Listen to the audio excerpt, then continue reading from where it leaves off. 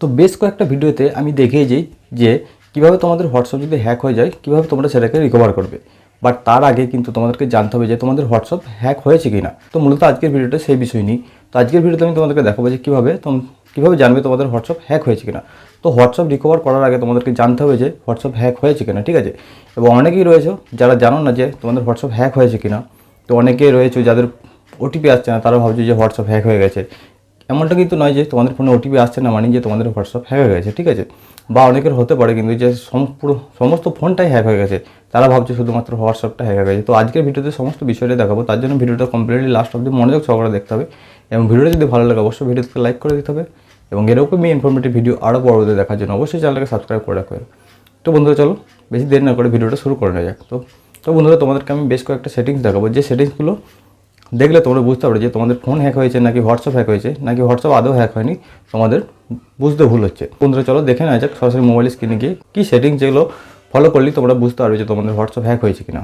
তো বন্ধুরা WhatsApp hack হয়েছে কিনা জানার জন্য তোমাদেরকে সবার প্রথমে হোয়াটসঅ্যাপ ওপেন করে নিতে হবে। হোয়াটসঅ্যাপ ওপেন করে নেওয়ার পর কী করবে, তোমরা থ্রি লাইনে ক্লিক করবে। থ্রি লাইনে ক্লিক করার পর এখানে একটা অপশন দেখতে হবে সেটিং অপশানে ক্লিক করবে। সেটিং অপশানে ক্লিক করার পর তোমরা এখানে আসবে চ্যাট অপশানে আসবে, ঠিক আছে।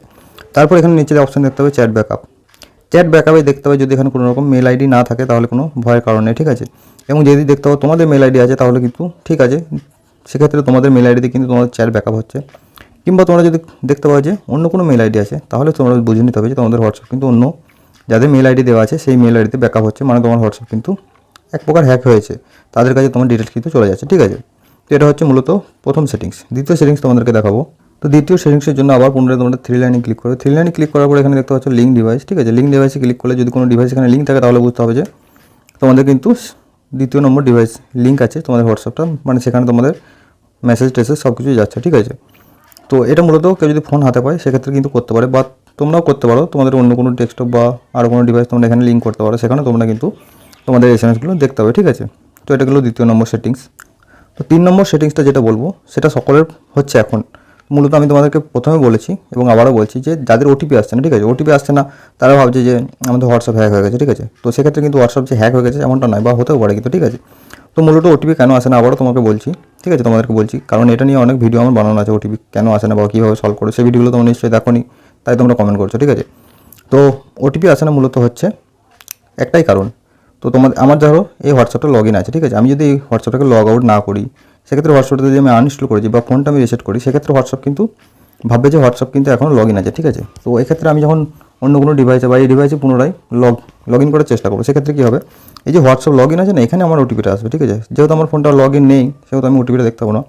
তো সেক্ষেত্রে কিন্তু আমার এসএমএসে কিন্তু কোনো রকম ওটিপি যাবে না, ঠিক আছে। তো হোয়াটসঅ্যাপের মধ্যেই ওটিপি আসবে, সেক্ষেত্রে কিন্তু আমি ওটিপিটা দেখতে পাচ্ছি না। এটাই মূলত কারণ ওটিপি না যাওয়ার এসএমএসের মাধ্যমে, ঠিক আছে। তো তার জন্য আমি তোমাদেরকে বলেছি সেটিংসে গিয়ে তোমরা এখানে মেল আইডি অ্যাড করে রাখবে, ঠিক আছে। তো মেল আইডি অ্যাড করে রাখলে কিন্তু তোমাদের যে ওটিপি সমস্যাটা এটা কিন্তু সমাধান হয়ে যাবে। এই যে মেল আইডি রয়েছে মেল আইডিতে কিন্তু ওটিপি যাবে। এটা নিয়েও আমি একটা ভিডিও বানিয়েছি যে মেল আইডিতে ওটিপি আসছে সেটা দিয়ে লগ ইন করতে হবে, সেটা তোমরা দেখতে পারো আমার চ্যানেলেই আছে, ঠিক আছে।